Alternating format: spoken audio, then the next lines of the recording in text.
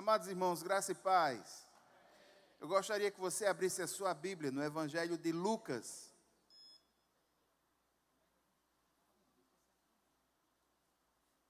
Evangelho de Lucas, a partir do capítulo 1. Hoje nós vamos estar iniciando um novo livro. Encerramos Atos. E vamos agora para o Evangelho de Lucas. Na realidade, irmãos, é um livro só, com 2 tomos. Foi escrito pela mesma pessoa, Lucas. Em tese, a expectativa, a prerrogativa são os atos do Espírito Santo na vida de Jesus, que seria o primeiro tomo, o Evangelho, e os atos do Espírito Santo na vida da igreja, que seria, no caso, o livro de Atos. Na vida da igreja, na vida dos apóstolos.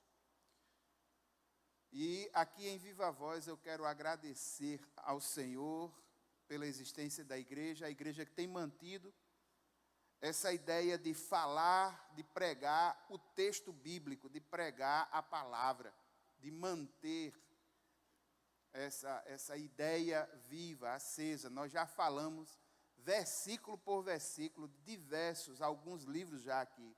1 João, Efésios, Evangelho de João. Já falamos sobre Jó no Antigo Testamento. Recentemente falamos sobre Apocalipse. Encerramos Atos.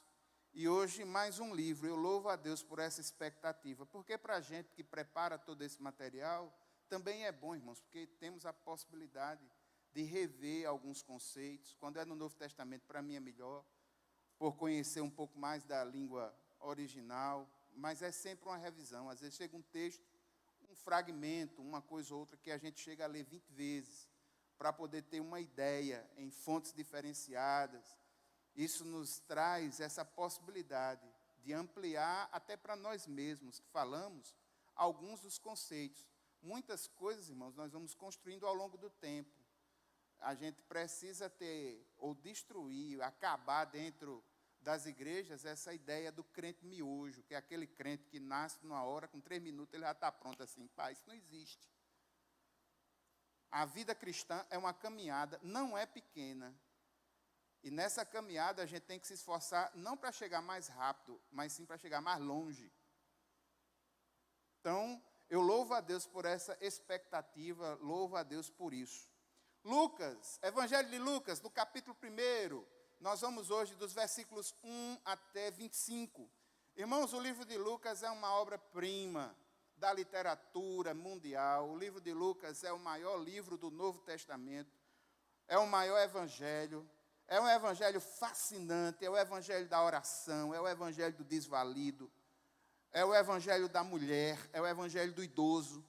É fantástico. É um texto maravilhoso. É um texto simétrico. Ele é cheio de simetrias. Nas línguas originais a gente consegue perceber essas simetrias com muita facilidade. Eu vou tentar realçar para os irmãos algumas delas. São capítulos que são grandes. Você vê o capítulo 1 de Lucas, se não me falha a memória, tem 80 versículos. São capítulos robustos. Eu não posso falar um capítulo por quarta-feira, não tem como. Então hoje nós vamos falar sobre a introdução do Evangelho de Lucas e vamos falar sobre a predição do nascimento de João Batista. João Batista, antes de nascer, o seu nascimento foi predito. E a gente vai ver todos esses fenômenos aqui, todas essas escrituras, tudo isso aqui nesse Evangelho. Você está com Lucas aberto? Amém?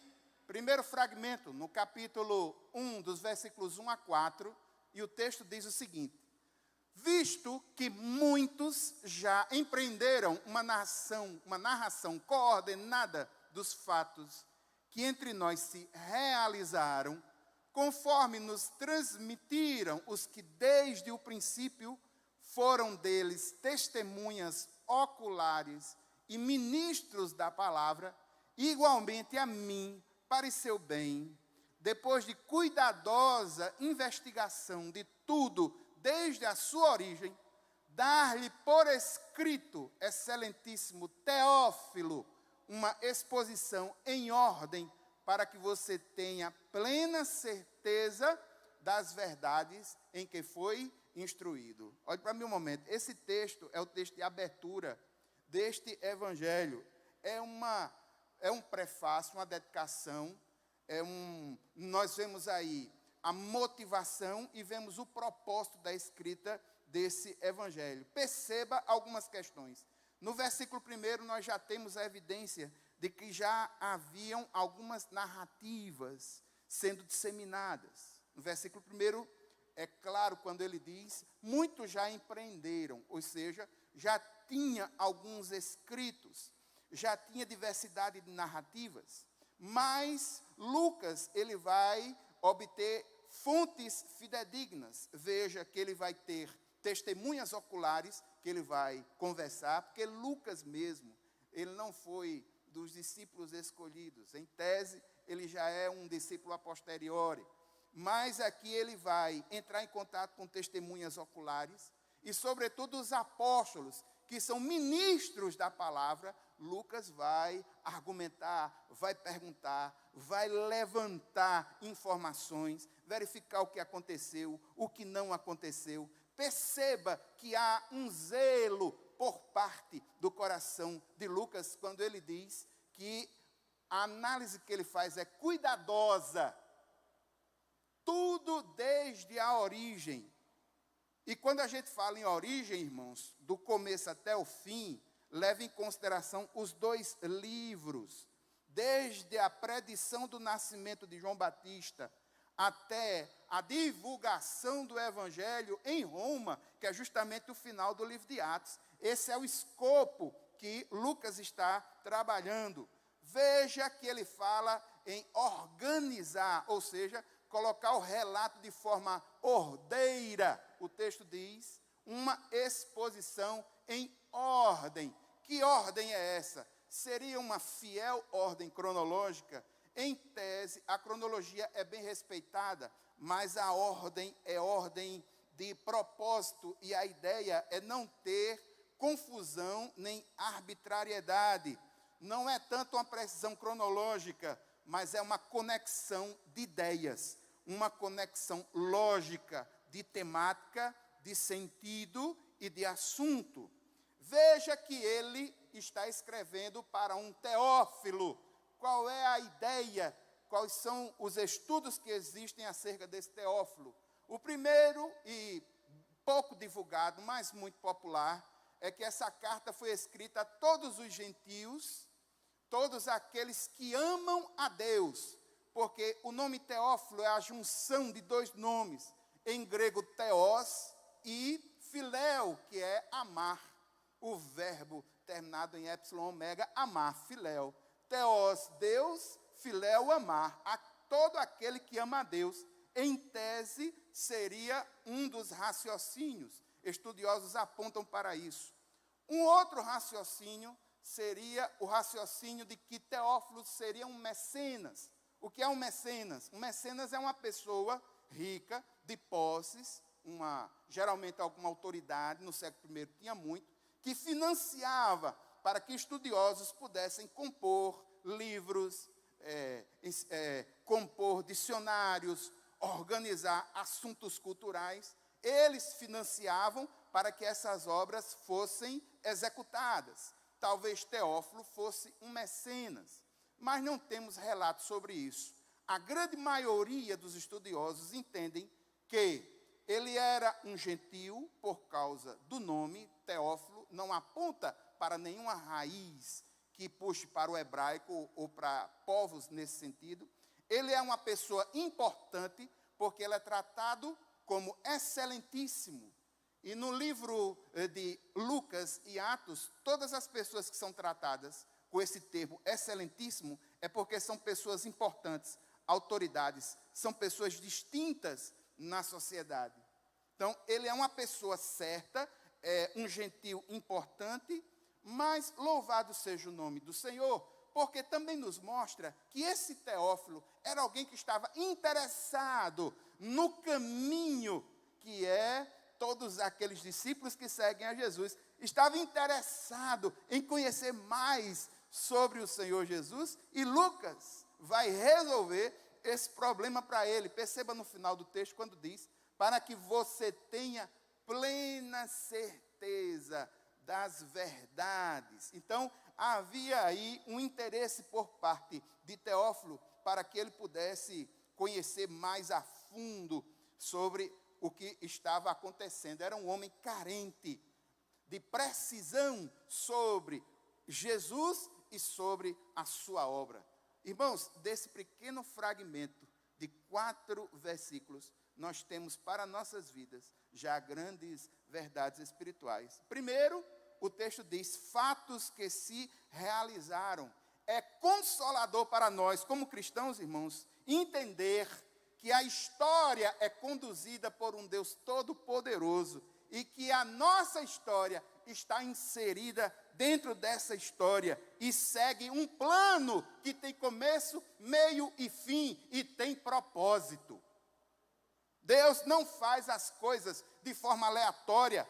Ele tem planos e esses planos se cumprem e a nossa história está inserida nesse plano. Segundo, veja a expressão ministros da palavra. É a palavra de Deus quem tem primazia. Somos servos dessa palavra. E Lucas observa e vai procurar a ajuda de pessoas que são servas dessa palavra, não que são coniventes com o mundo. Outra grande lição espiritual, testemunhas do Evangelho. Veja que Lucas vai ver testemunhas oculares, vai conversar com pessoas que realmente viram coisas que ocorreram, que aconteceram. E aqui, irmãos, o cristianismo verdadeiro não é uma narrativa mentirosa. Nós não vivemos uma lenda, nós não vivemos algum tipo mitológico ou alguma coisa pitoresca, histórica, que não tenha realidade, ou que não tenha ocorrido. Não, Deus conduziu e capacitou homens para fazer relatos inspirados pelo Espírito Santo. Esses relatos são verdadeiros, é o relato de pessoas que viveram essa situação. Aquilo que nós cremos é baseado em coisas que aconteceram na história. Isso é um motivo de agradecer ao Senhor. Não cremos em lendas. Não mantemos mitos, narrativas mitológicas. Não, a ideia não é essa. Jesus, a expressão máxima de Deus para o homem nesse sentido, do Deus triuno. Ele se revelou ao homem, viveu entre nós, ele venceu a morte. E essa história não é uma história enigmática, não é uma história da filosofia grega, é algo que realmente aconteceu. E porque ele ressuscitou, o Espírito Santo de Deus habita em nós, e porque ele ressuscitou, nós estamos aqui adorando a Deus, e porque ele ressuscitou, quando nos deparamos com essa palavra, o nosso coração aquece. E a última coisa, irmãos, que para mim é fantástica, sabe o que é? O tratamento que Lucas dá para um gentio, mesmo ele sendo uma pessoa, digamos assim, alguém que está se aproximando do Evangelho. Olha que coisa linda, excelentíssimo Teófilo. Irmãos, cristianismo verdadeiro não destrói a cortesia, nem justifica a rudeza. O cristianismo verdadeiro, ele deve ser falado com amor. A verdade precisa ser dita em amor. A gente não precisa de estar esculhambando ninguém, nem religião alguma. A gente não precisa disso. Lucas nos dá aí esse exemplo de classe. Uma mensagem que é proclamada com honra, com respeito, com amor. E é assim, irmãos, que o Evangelho deve ser pregado. E por último, maturidade espiritual. Olha só o sentido de Lucas. Para que você tenha plena certeza das verdades em que foi instruído. Ou seja, Lucas está escrevendo um relato organizado para esse Teófilo ter mais convicção na sua fé. Isso é maturidade espiritual, irmãos. Isso é desenvolvimento. Isso é conhecimento. É uma fé abalizada em conceitos concretos. é uma fé que não é fideísmo, é uma fé que é sensata, é uma fé que é sincera, é uma fé que é ordeira, uma fé que é amorosa, uma fé tremenda. E é nessa harmonia, irmãos, é nesse tipo de cristão que eu particularmente entendo ser um grande alvo para nós. Alguém que consegue equilibrar a graça e conhecimento, alguém que consegue equilibrar a palavra e os atos poderosos do Senhor, alguém que consegue louvar a Deus com o seu coração e as suas emoções e com a sua mente, porque raciocina de forma objetiva, sensata e sincera. Amém? Aí agora a gente vai para a primeira narrativa desse evangelho, que é a predição do nascimento do arauto do rei. O que é um arauto? Arauto é aquela pessoa que vai antes do rei para avisar que o rei está chegando. Quando o rei ia para um lugar, duas equipes eram necessárias. Na realidade, dois grupos. Um grupo para aplanar a estrada, porque o rei anda de liteira. Você sabe o que é uma liteira? Liteira é a forma como os reis andavam antigamente, que nada mais é do que uma espécie de um andor que é levado por escravos. Então, irmãos, os reis andavam em liteira. Aí, antes do rei chegar em um certo lugar, era interessante que fosse uma equipe para ver o caminho. Porque tu já pensasse, eu só penso numa liteira dessa, lá no alto das populares, lá em Santa Rita, o cara descendo sem saber que tinha aquela ladeira. Aí tem que ir antes, um grupo para estudar o caminho, para saber por onde é que o rei vai passar e tal. E junto com esse grupo que organizava o caminho, tinha um arauto. E qual é a função do arauto? Preparar que por ali haveria de passar um rei, para que o pessoal se tocasse, para não estar de todo jeito. Então aqui a gente vai ver no relato de Lucas, que nós vamos ter as duas predições. O rei, que é Jesus, vai ser predito. E o arauto do rei, que é João Batista, vai ser predito também o seu nascimento. Amém? Versículos 5 a 7, o texto diz assim: Nos dias de Herodes, rei da Judeia, houve um sacerdote chamado Zacarias, do turno de Abias. A mulher dele era das filhas de Arão e se chamava Isabel. Ambos eram justos diante de Deus, vivendo de forma irrepreensível em todos os preceitos e mandamentos do Senhor. Eles não tinham filhos, porque Isabel era estéril e os dois já tinham uma idade avançada. Olhe para mim, Herodes. Que Herodes é esse? Herodes I, o terrível Herodes que mandou matar as crianças. O terrível Herodes que, casado com Mariane, suspeitou que ela, juntamente com os filhos, estava armando para lhe tomar o poder e ele mandou matar tudinho. Essa figura é a figura que está aí. Herodes. Agora, irmãos, eu falei que existem simetrias no texto de Lucas. E qual é a simetria que nós temos aí? Em contraposição a Herodes, está sendo mostrado Zacarias. Essa é uma simetria temática. De um lado, você tem um tirano. Do outro lado, você tem um sacerdote piedoso. Zacarias, o nome significa o Senhor se lembrou. E o texto diz aqui, irmãos, de uma forma tremenda, que ele era do turno de Abias. Em 1 Crônicas nos mostra que os sacerdotes, os levitas, eles eram divididos em equipes. O grupo levita, o grupo sacerdotal era muito grande. Nem todos podiam servir ao mesmo tempo, na mesma hora. Essa equipe tinha que ser dividida em turnos. Inclusive porque os exercícios de adoração, eles eram ininterruptos. Apesar de ter muita gente, era necessário ter estruturas, recursos para manter isso. E havia uma organização. 1 Crônicas nos mostra que os sacerdotes eram organizados em grupos. Essas divisões Salomão melhorou, digamos assim, o desempenho disso. Segundo a Crônicas nos mostra essa melhoria que Salomão havia feito nesses grupos. Tinha pelo menos 24 grupos até antes do exílio na Babilônia. Depois da Babilônia, houveram modificações. Os grupos reduziram, o povo resumiu, mas mesmo assim ainda tinha muita gente. Dava para dividir o serviço levítico e sacerdotal em grupos. E ele era do 8º grupo, que é o grupo de Abias.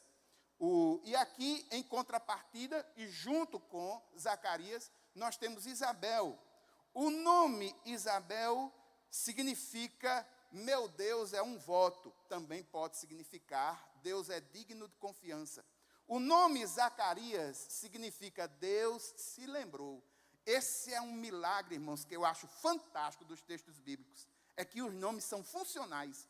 Eles têm a ver com o momento, eles têm a ver com a personalidade, eles têm a ver com aquilo que está acontecendo. Isso, para mim, é um milagre fantástico. O texto diz que ambos, Zacarias e a esposa dele, eram justos. Aí você pergunta, como é que ele pode ser justo diante de Deus?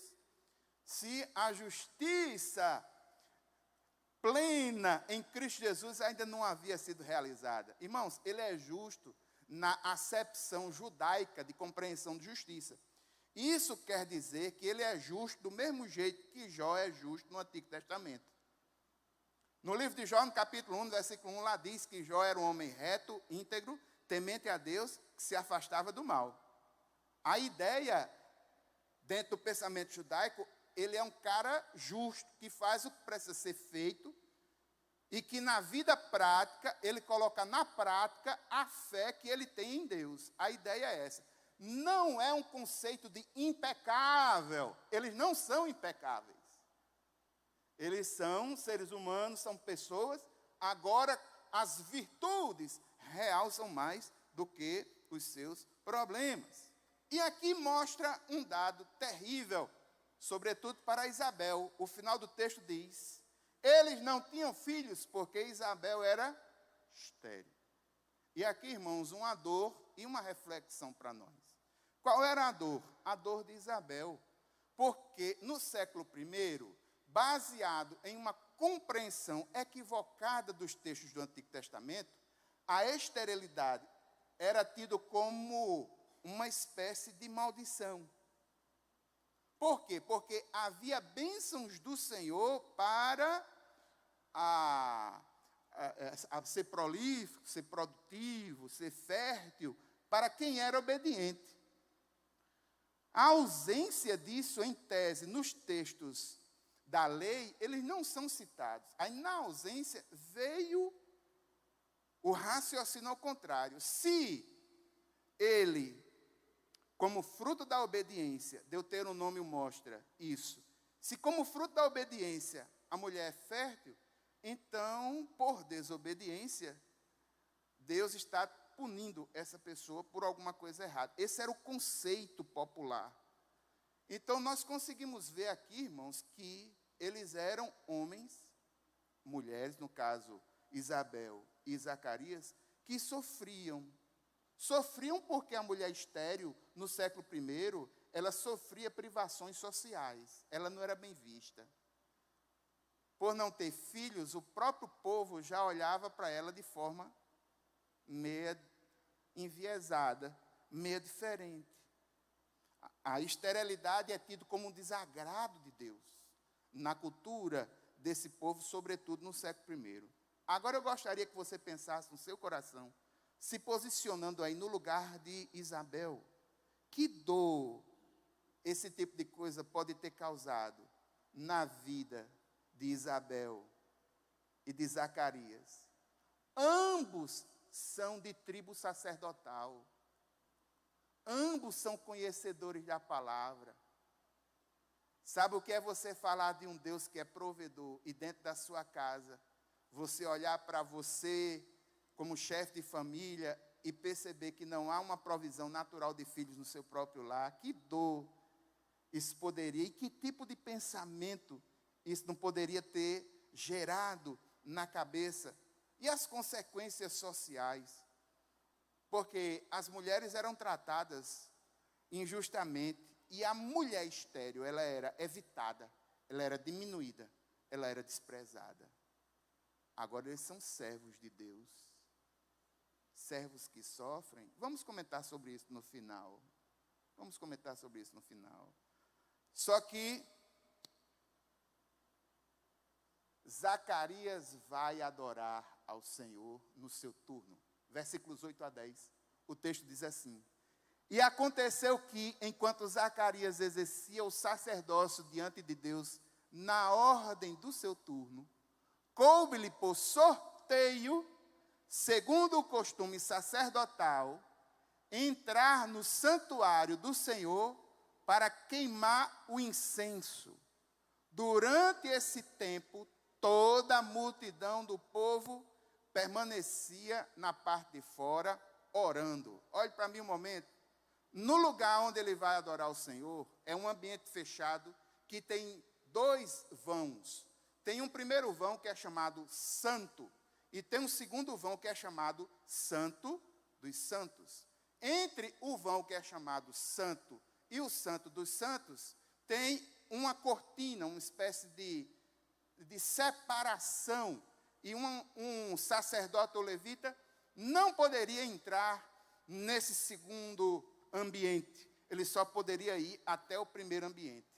No lugar chamado Santo, a disposição era a seguinte: na frente, um pouco voltado para a direita, havia uma espécie de lugar onde era colocado brasas para queimar o incenso.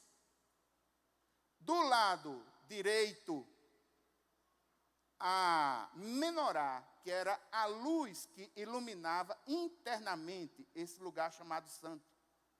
Do lado esquerdo, havia mesas com chamados pães da proposição, que eram pães que eram recolhidos, destinados a esse serviço de adoração sacerdotal, e era colocado dentro do lugar santo. Quando o sacerdote chegava, a primeira coisa que ele fazia, depois de sorteado, porque era muita gente, e ele entra por causa de um sorteio, você está vendo ali, ó, coube-lhe por sorteio. Irmãos, as estatísticas e os estudiosos mostram que isso é um milagre. Era tanta gente, mesmo tendo tido uma redução, que uma pessoa entrar para fazer isso uma vez no ano era um dado estatístico quase que milagroso. E o que é que ele entra? Ele entra para realizar isso. E o que é que ele faz? Vamos entender, irmãos, que essa segunda parte aqui seja o lugar Santo dos Santos. Aqui tenha uma cortina. Aqui está o lugar onde eu vou colocar as brasas. Eu sou tipo o Zacarias. Aí ele chega com as brasas quentes, alimenta essas brasas quentes, depois pega o óleo que é específico desse lugar, não poderia se trazer de fora, era feito aí, de especiarias finas. Aí pegava o óleo e despejava em cima das brasas quentes. Quando o óleo batia nessas brasas, subia um vapor, cheirosíssimo. Só que juntamente com essa atitude de colocar o óleo, subir o vapor, no Antigo Testamento esse vapor tem nome, chama-se Equiná.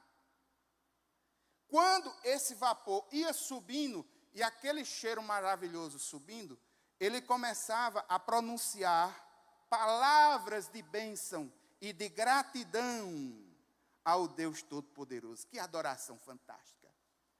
E aquilo ia subindo, e aquele cheiro ia tomando conta, e o povo ficava do lado de fora esperando. Por quê? Porque a liturgia dizia que depois que o sacerdote fizesse isso, que a fumaça subisse, ele saía desse lugar, ia para o lado exterior do templo, e diante do povo, estendia as mãos para o povo, e entrava número 6, de 24 a 26. O Senhor te abençoe e te guarde. o Senhor faça resplandecer o seu rosto sobre ti e tenha misericórdia de ti. O Shema. O Senhor sobre ti levanta o seu rosto e te dê a paz. Aí o povo começava a adorar o Senhor. Começava a adorar o Senhor. O rito era esse. O rito era esse. Era de responsabilidade, e esse era um dos pontos mais importantes desse momento de liturgia, nessa cultura, era essa adoração. Só, irmãos, que ele botou a fumaça, ele fez o que tinha que fazer, segundo o costume sacerdotal, entrou no santuário, queimou o incenso, mas ele estava demorando. Por que é que ele não sai logo para abençoar o povo? Aí Lucas vai explicar que aconteceu algo maravilhoso nesse momento. O texto diz: e eis que apareceu a Zacarias um anjo do Senhor em pé, à direita do altar do incenso. Ao vê-lo, Zacarias ficou assustado e o temor se apoderou dele. Irmãos, um anjo com a sua glória, e não é um anjo qualquer. 2 anjos são citados por Deus pelo nome, porque têm funções distintas e uma autoridade diferenciada.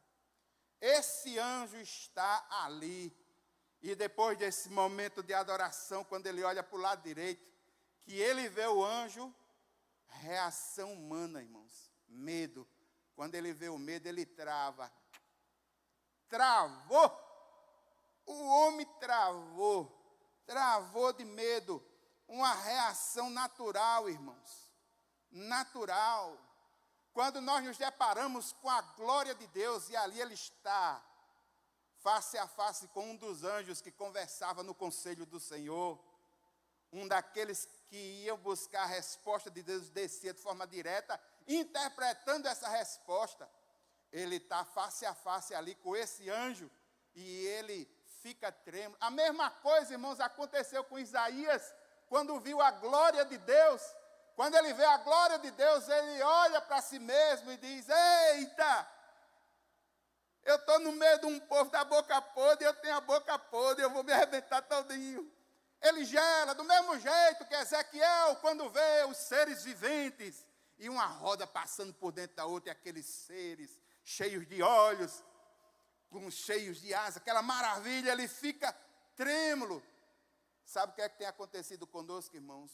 Nós perdemos o conceito da glória e da santidade do Senhor. É por isso que muitas vezes algo assim não nos toca mais o coração. É por isso que muitas vezes a gente vê um relato como esse de forma fria, porque nós vimos a casa do Senhor sem expectativas, e voltamos à casa do Senhor sem expectativas. Nós chegamos à casa do Senhor, irmãos, isso aqui é como se fosse uma interface, um momento paralelo em que aqui, em nome de Jesus, entenda, não é o local, mas é a presença do Espírito Santo de Deus que faz dessa reunião uma reunião diferente. E que se a gente não tivesse expectativa como adoradores de um Deus que pode mostrar ou revelar a sua glória para qualquer um de nós, irmãos, o que é que nós estamos fazendo aqui? Nós precisamos ter essa compreensão, a compreensão da santidade de Deus, uma santidade que fez com que ele travasse, e ele travou. Aí o anjo vai falar. O anjo, porém, lhe disse: não tenha medo, Zacarias, porque a sua oração foi ouvida. Isabel, sua esposa, dará à luz um filho, a quem você dará o nome de João. Você ficará alegre e feliz, e muitos ficarão contentes com o nascimento dele, pois ele será grande diante do Senhor. Não beberá vinho, nem bebida forte, e será cheio do Espírito Santo desde o ventre materno.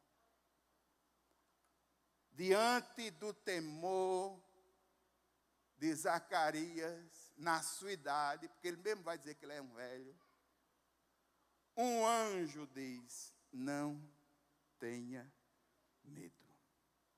Não tenha medo.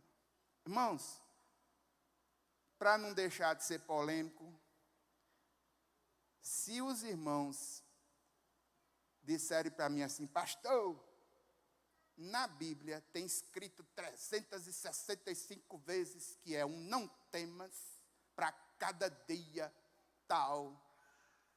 Traga a relação das 365 textos que eu lhe dou uma Bíblia de estudo de presente.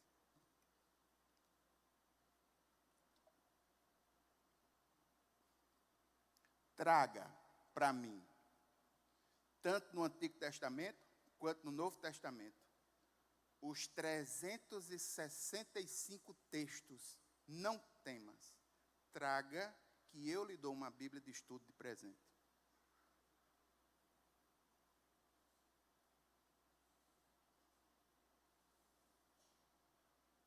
Na próxima semana eu vou lhe dizer por quê.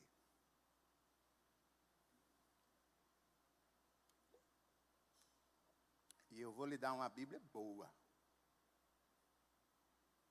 Traga. Agora eu quero a relação. Livro por livro, versículo por versículo e o texto. Não temas, tá certo? Traga.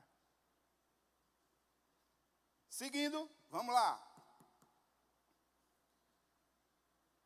A oração foi ouvida. Olhe para mim e diga assim, a oração foi ouvida. E vai nascer um menino, um filho. Esse bebê, irmãos, ele não é normal. Alguém separado por Deus desde o ventre para uma missão específica. Primeiro, ele não é normal na concepção, porque Isabel é estéril. Segundo, ele não é normal no que ele vai trazer. Ele vai trazer alegria e paz, tanto individualmente para Zacarias, como coletivamente para todas as pessoas que o conhecerem. Terceiro, ele não é natural, porque ele foi separado desde o ventre para uma grande obra. E para o que estuda a Bíblia, ele não é nazireu. Por quê? Porque o voto de nazireado também ia para os cabelos. E o texto dá a sugestão de que não houve nada em relação a corte de cabelo, apenas aquele se abstenha do fruto da vide ou de bebidas que fermentam. Só. O voto de nazireado é temporário e é concebido a partir do nascimento. Ele recebe a separação de Deus antes de ter nascido. Ele é um profeta especial. Ele será lúcido, com discernimento. Onde é que está escrito isso? Cheio do Espírito Santo desde o ventre da sua mãe. Qual é a simetria? O vinho. O vinho tira a lucidez do homem. O Espírito Santo traz iluminação e lucidez à mente humana. Não vos embriagueis com vinho em que há contenda. Aí qual é o outro ponto? Enchei-vos do... É o Espírito quem traz lucidez mental. É o Espírito quem traz iluminação, visão espiritual perfeita. Então ele será um homem lúcido, espiritualmente poderoso. E como é que João Batista era espiritualmente poderoso? Olha a missão de João Batista, 16 e 17. Olha o que é que ele vai fazer. Ele converterá muitos dos filhos de Israel ao Senhor seu Deus. Irá adiante do Senhor no espírito e poder de Elias, para converter o coração dos pais aos filhos, converter os desobedientes à prudência dos justos e habilitar para o Senhor um povo preparado. ele vai conduzir, irmãos, um processo de reavivamento. Contra a frieza espiritual da nação de Israel, ele vai ser aquele que vai reavivar a nação. Uma nação sacerdotal que já tinha perdido os seus eixos de uma verdadeira adoração diante do Senhor. Olha o que está escrito lá em cima. Converterá filhos de Israel ao Senhor. A ideia de que o povo de Israel já estava desviado da essência daquilo que falavam. A religiosidade era hipócrita a partir dos seus líderes. Primeiro, reavivamento. Segundo, haverá um reavivamento relacional, sobretudo no âmbito familiar. Perceba a outra conversão.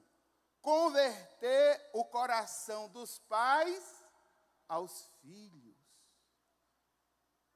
Irmãos, isso não está aí assim. Isso já vem sendo revelado há muito tempo na palavra. O anjo está dizendo a Zacarias a profecia sobre o Messias. E esse Messias traria essa estabilidade familiar a todo aquele que nele crê verdadeiramente e que toda a família crê verdadeiramente. Pastor, que coisa profunda. É verdade. Abra sua Bíblia no livro de Malaquias, no capítulo 4.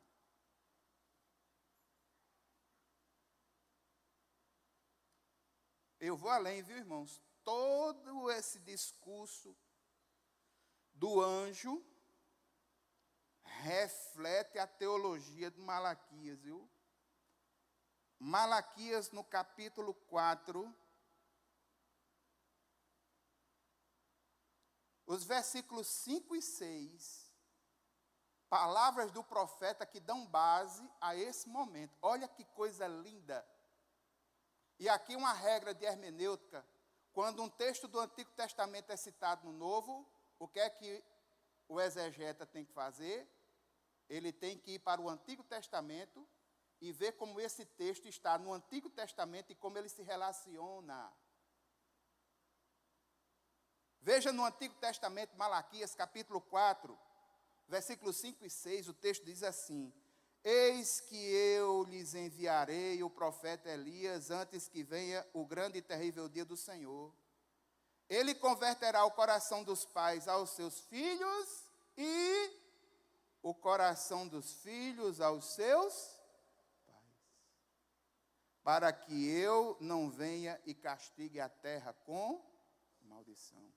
Então haverá um reavivamento intrafamiliar. Relacionamentos vão ser curados, porque o coração dos pais voltará para os filhos e o dos filhos para os pais, daquelas famílias que entregarem o seu coração a que esse Rei eterno possa governar. Haverá um reavivamento moral e ético. Veja o texto. Converter desobedientes à prudência. Isso é um reavivamento moral, um reavivamento ético, justiça, um jeito de andar, novas pessoas, arrependimento verdadeiro, de um ser desobediente para um ser prudente, reavivamento moral e ético, reavivamento amplo, uma preparação ampla de um povo para Deus. O texto diz, habilitar para o Senhor um povo preparado. Ou seja, esse João Batista é um reavivamentador aí, ele vai reavivar em palavras e obras esse pessoal. E ele vem com características maravilhosas. Aí o texto diz, aqui é o ponto negativo desse capítulo. Quando a gente espera, quando a gente está bem alegre, quando a gente está bem animado, aí vem o balde de água fria. E o que é pior? Quem é que joga o balde de água fria? O sacerdote. Ele pergunta: como terei certeza disso? Pois sou velho. E a minha mulher também já tem idade avançada. Olha o balde de água fria. Irmãos, que resposta decepcionante. Um cara que era sumo sacerdote, que tinha visto a história de Sara, que tinha visto a história de Ana, que tinha visto a história de Raquel, que tem um anjo na frente dele.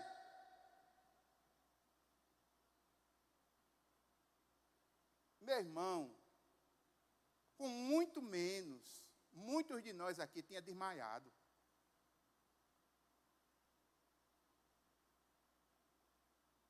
É um anjo, e não é qualquer um. É um anjo que vai ser designado pelo nome. E ele vem com uma pergunta dessa. Ele pede um sinal.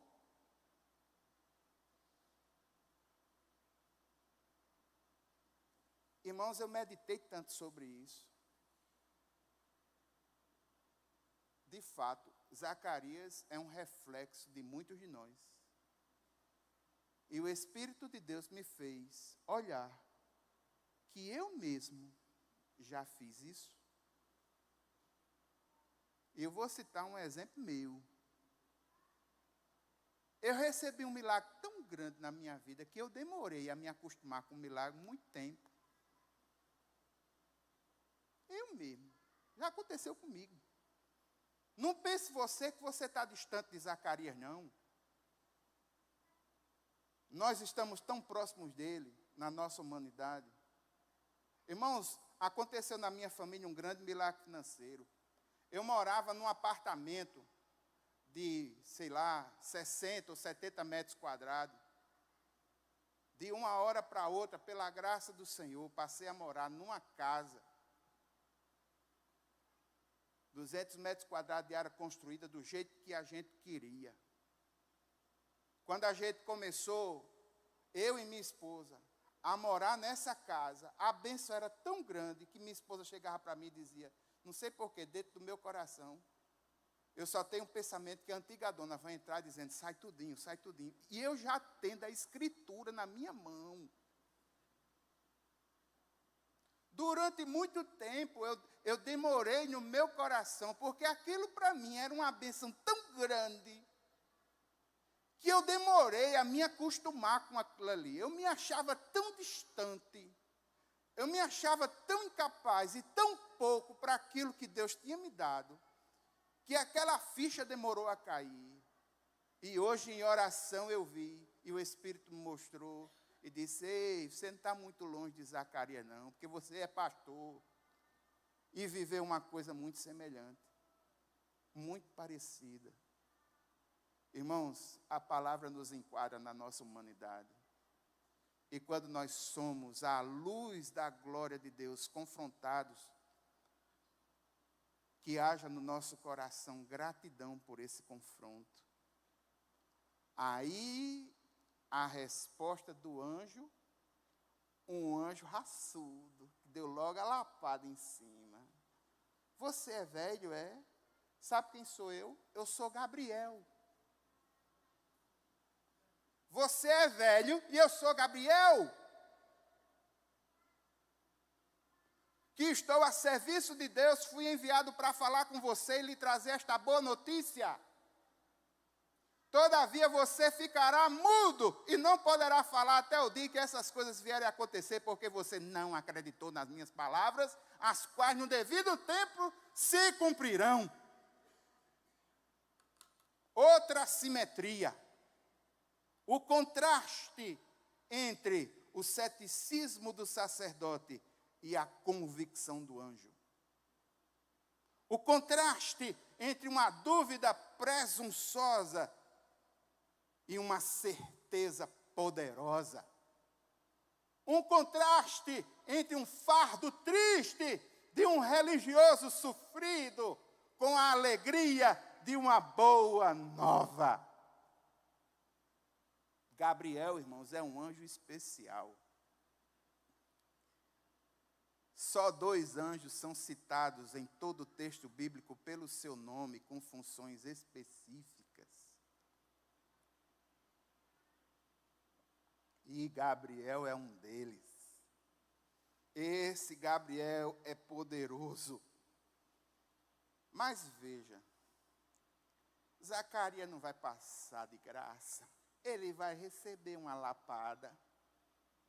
Esse anjo é colérico, viu? Ele vai receber uma lapada. Qual é a lapada? Você usou mal a sua língua, pois é a sua língua que vai parar. Corta, para com ela.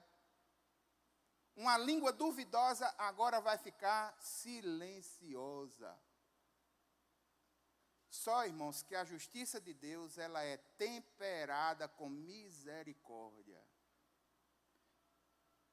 Mesmo diante de uma coisa tão grosseira por parte de um sacerdote, que a gente esperava fé, em tese, o amor e a graça de Deus repousa sobre ele do mesmo jeito. Mas ele vai levar uma lapadinha só para ele se situar. Irmão, que lapada abençoada. Depois eu vou mostrar a vocês as bênçãos dessa boca parada. Versículos 21 e 22. O povo estava esperando. Se lembra que eu disse logo no início? Porque depois que o sacerdote entra, que ele executa o processo de adoração todinho, o povo vê a fumaça e sente o cheiro, eles ficam na expectativa. Só que fazia tempo aí. E agora ele sai para abençoar o povo, para dizer as palavras da bênção de Arão. E como é que fica a história? O povo esperando Zacarias e admirava-se com a demora dele no santuário. Quando Zacarias saiu, não lhes podia falar. Então entenderam que ele havia tido uma visão no santuário e expressava-se por sinais e permanecia mudo. O povo esperava a bênção, ele chega mudo. Testemunho para provar que Deus é poderoso. Estou mudo. Castigo prometido, castigo efetuado, lapada. Conclusão da predição. Aconteceu que, terminados os dias do seu ministério, 7 dias, Zacarias voltou para casa. Passados esses dias, no caso, todo o fluxo de todos os grupos, a mulher de Zacarias ficou grávida. E ela não saiu de casa durante 5 meses, dizendo: foi isto o que o Senhor me fez ao contemplar-me para acabar com a minha vergonha diante das pessoas. Irmãos, a atitude de Isabel, diferente da atitude de Zacarias, foi prudência. Prudência por quê, irmãos? Ao se perceber grávida, ela poderia, nas dores na sua alma, descontar o desprezo social que teve todinho. Não podia? Podia. Estou grávida, viu? Estou grávida, olha, estou grávida. E sair espalhando, estou grávida, estou grávida, estou grávida. Mas ela foi prudente. Ela já era excluída socialmente mesmo, para que isso? Então, o que foi que ela fez? Reclusão, porque a gravidez dela é de risco. Ela foi prudente. Irmãos, palavra de Deus, oração e caldo de galinha não faz mal a ninguém. Bom senso também não, viu? Ela teve bom senso. A gravidez dela não é uma gravidez comum e ela não precisava estar no meio social. Ela foi prudente e na sua prudência ela fica reclusa. No ambiente em que falta de fertilidade era considerada sinal de desprezo divino, ela sofreu muito socialmente falando, só que agora ela já tem a vitória, Deus deu. Na cabeça dela, irmãos, a ideia é simples. Eu tenho conta a prestar, esse povo é ceboso. Eu tenho conta a prestar com Deus. Eu vou cuidar da minha bênção. Eu vou ficar em casa me cuidando. Gravidez de risco. Ela se preservou, ela agradeceu, tributou a Deus a sua vitória. Veja o texto. Foi o Senhor que fez com que a vergonha que eu tinha se encerrasse. Foi Deus, foi Deus, foi Deus. De agora em diante, eu não vou passar mais vergonha. Você pode dar um glória a Deus, meu irmão? Irmãos, eu gostaria de separar algumas verdades espirituais baseadas na atitude de Zacarias e baseada na atitude de Isabel. Primeiro, baseado na atitude de Zacarias. Zacarias e Isabel, eles eram piedosos, mas mesmo sendo piedosos, entenda, eles estavam sofrendo, irmãos. A vida com Deus não é uma estufa espiritual, nem nos blinda diante das aflições e dos sofrimentos. Amém? Vou dizer de novo, é frase para Instagram. Aproveite e tira a foto da minha posição, da hora em que eu estou dizendo a frase. A vida com Deus não é uma estufa espiritual, nem nos blinda das aflições e dos sofrimentos. Irmão, não é pelo fato de você ter entregue o seu coração ao Senhor Jesus, que agora vai dar tudo certo, vai casa na praia, os seus empreendimentos vai dar tudo certo, os seus filhos não vai ter doença nenhuma, as coisas na sua casa não vão se quebrar mais nunca, você vai ficar sempre bonito ou bonita, não vai faltar. Não, irmão, não é assim não. Isso tem nome. Isso é esquizofrenia social.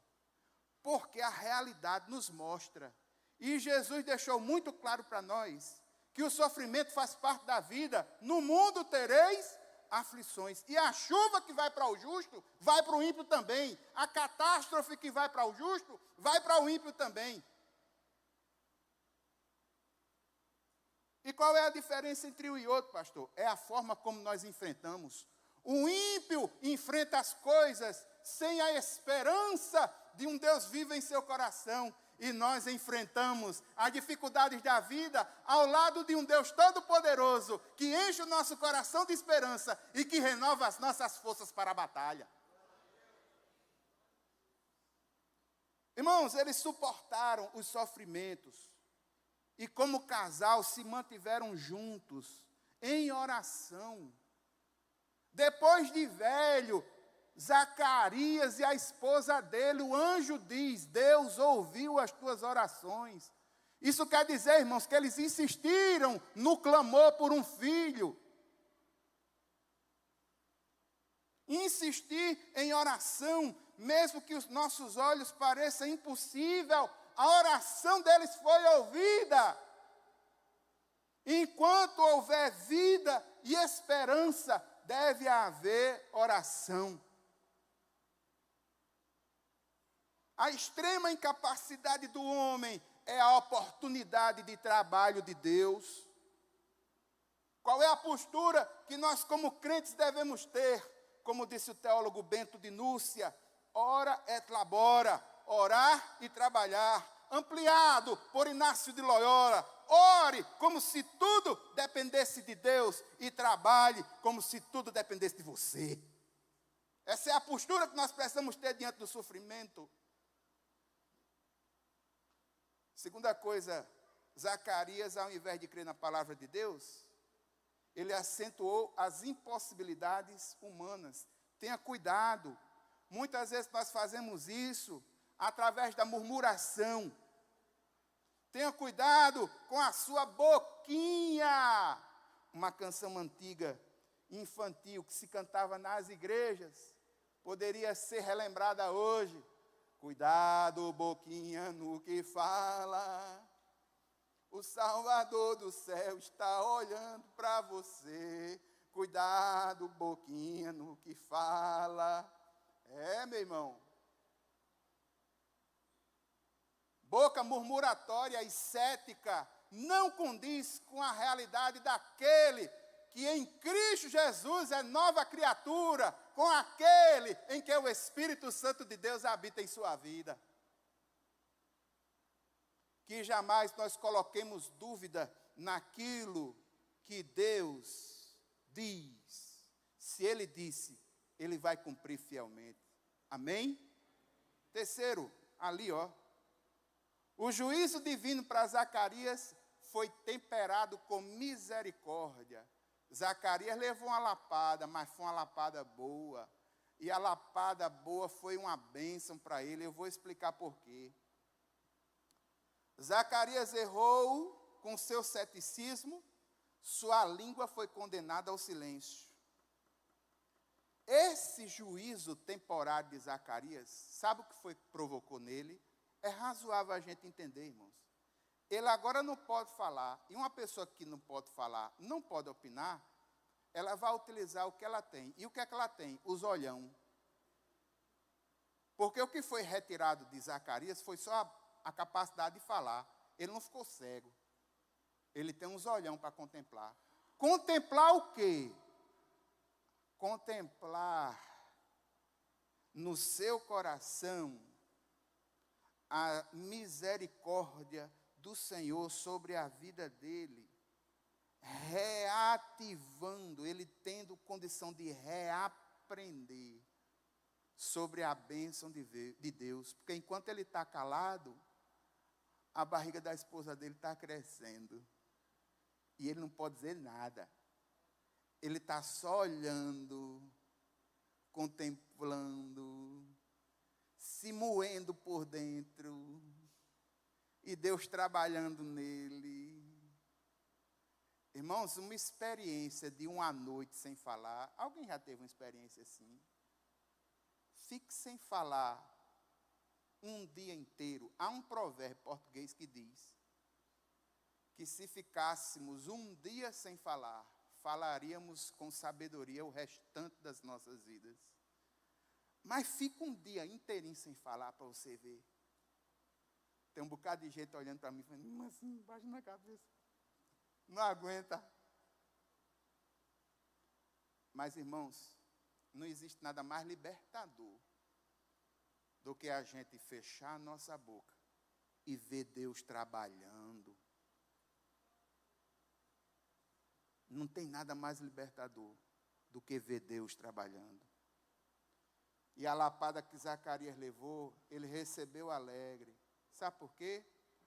Anote aí e leve para a sua meditação essa semana, Hebreus, capítulo 12, os versículos 5 e 6. E vocês se esqueceram da exortação que lhes é dirigida como a filhos.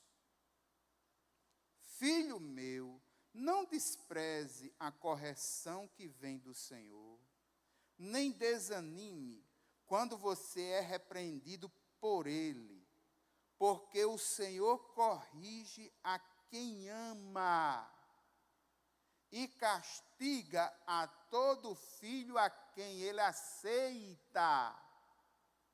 Hebreus capítulo 12, versículos 5 e 6. Você está sendo disciplinado pelo Senhor. Eu sei que no momento é ruim, mas entenda, meu irmão, é para o teu bem. E se Ele faz isso, é porque Ele te ama. A justiça do Senhor vem temperada com a sua misericórdia. E agora, irmãos, baseado na vida de Isabel, Isabel foi prudente ao receber a bênção do Senhor. Ela foi prudente, gravidez de risco, não vou me expor. Ela foi prudente, discrição, não vou ficar falando disso. Aproveitou o seu tempo de reclusão. Tributou a Deus aquilo que aconteceu com ela.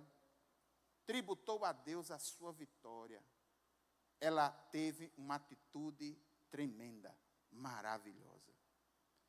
Irmãos, baseado nas verdades espirituais desse texto, me permita orar por vocês em uma necessidade muito específica, e sei que é algo muito forte. Irmãos, quando a gente sofre por um tempo longo, a gente acaba ficando igual a Zacarias. A nossa fé começa a querer ruir. Quando a gente sofre numa batalha, estou descendo, por um tempo muito extenso, já desci, já estou embaixo. Quando a gente passa por um tempo muito grande de sofrimento, a nossa capacidade de se recompor, ela vai se perdendo, aquilo que muitos chamam de resiliência. E essa resiliência, que é a capacidade de se repor, ela é ampla. Ela não é só física e emocional. Ela também é espiritual. Quando a gente sofre com uma causa durante um tempo muito grande, como era o caso de Zacarias e de Isabel, a alma pode ficar tão doente que a bênção está na frente dele e ele não consegue reconhecer que é uma bênção, ou que recebeu de Deus um livramento.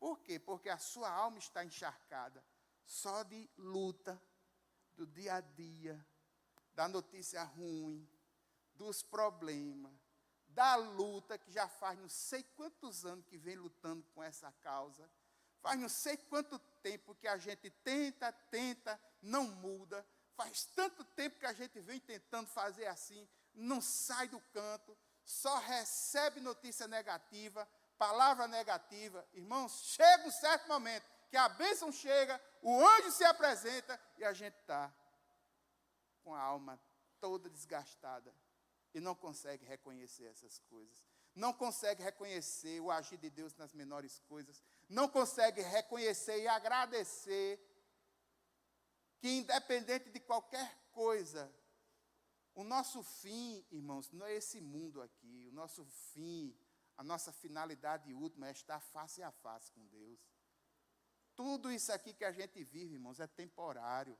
Um dia desse eu tinha 15 anos, estudando na escola técnica, um curso de mecânica. Hoje eu tenho 52, olha o cabelo como está. Estou no meio do caminho, irmãos. Nesses dias é possível que eu esteja como o meu sogro, lutando pela vida em algum hospital, em função da velhice, o que é natural acontecer, porque a vida é isso. Agora, minha esperança não está em bem viver nessas coisas.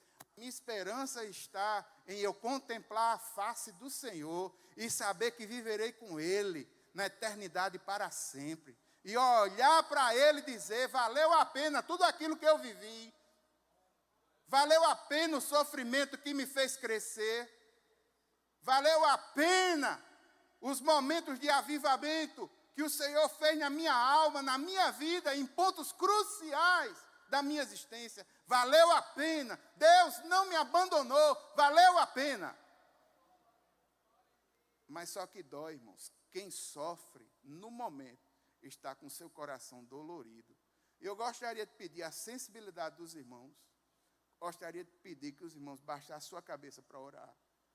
Eu gostaria de pedir àqueles irmãos que foram tocados em algum aspecto por essa mensagem, e que entende que está no processo longo, de um sofrimento longo, e que já percebe na sua vida algum tipo de afetação, de cansaço, algum tipo de ceticismo, já não consegue alegria nas coisas do Senhor, está com o seu coração amargurado porque vem lutando há muito tempo com a causa. Eu gostaria de desafiar, no lugar onde você está, a ficar em pé para que a gente possa interceder por você. Amém, irmãos? Alguns irmãos se levantaram. Eu gostaria de pedir a ajuda dos pastores, gostaria de pedir a ajuda dos diáconos que estão no templo, a que possam estar lado a lado, aí com alguns desses irmãos, para que eles possam perceber que a igreja está intercedendo por eles. É só tocar neles. Só tocar neles. Só faz tocar neles. Que eles possam perceber que a igreja está intercedendo. Só tocar neles.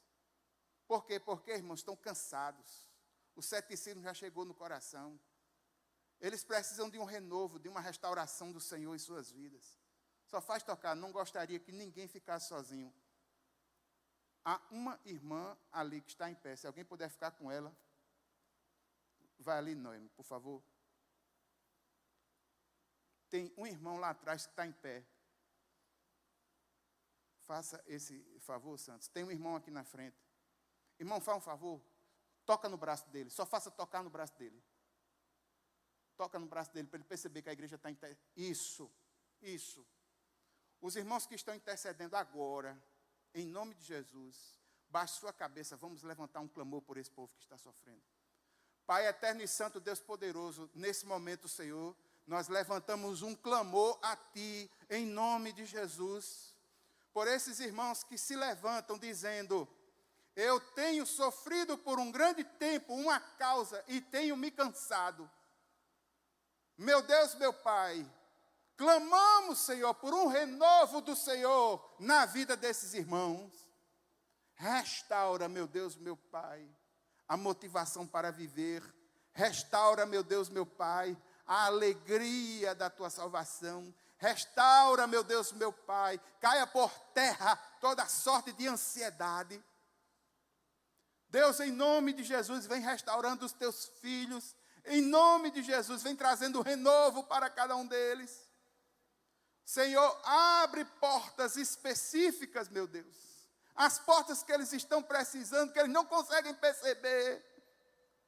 Mostra a cada um deles o caminho que o Senhor já abriu. Pai eterno e santo, eu quero clamar por saúde para eles. Saúde espiritual, saúde emocional e saúde física para suportar essa batalha.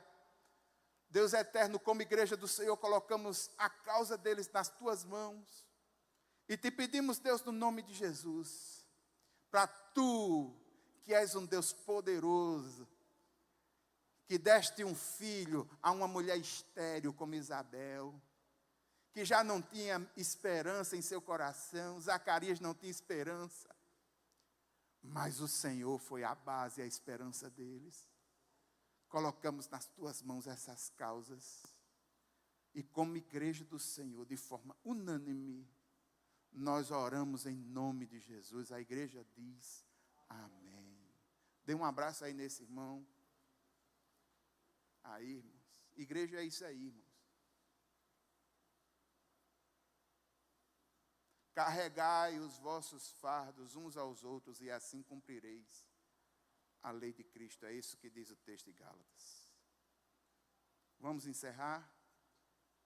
Pastor Iranilson? Posso encerrar? Então vamos ficar em pé. Irmãos, eu gostaria de pedir orações pelo meu sogro. O meu sogro, ele está com os índices vitais bons, mas o rim começou a dar problema de forma mais forte. E está começando a ter alguns inchamentos.